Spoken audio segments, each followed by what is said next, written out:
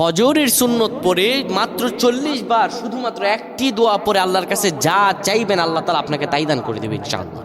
ফজরের সুন্নত পড়ে আপনি আল্লাহ তাআলার কাছে যা চাইবেন 40 বার এই দোয়াটি পড়ে, শুধুমাত্র একটি দোয়া 40 বার পরে আল্লাহর কাছে যা চাইবেন আল্লাহ আপনাকে তাই দান করবে। আল্লাহ তাআলা বলেন উদউনি আস্তাজিব লাকুম, বান্দা আমার কাছে চা, আমি আল্লাহ তাআলা তোমাকে দিয়ে দিব।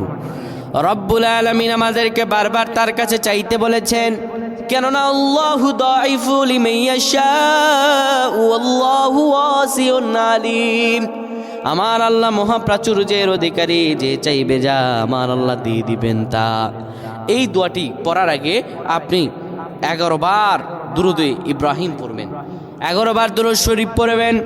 এরপরে আপনি 40 বার এই দোয়াটি পড়বেন, লা ইলাহা ইল্লা আনতা ইয়া হাইয়্যু ইয়া কাইয়্যুম লা ইলাহা ইল্লা আনতা বিরহমাতিকা আস্তাগীস, ইয়া হাইয়্যু ইয়া কাইয়্যুম লা ইলাহা ইল্লা আনতা বিরহমাতিকা আস্তাগীস। 40 বার এই দোয়াটা পড়ে আল্লাহ তাআলার কাছে আপনি যা চান আমার আল্লাহ তাআলা আপনার ভাগ্যে তাই দান করে দিবে। সুবহানাল্লাহ।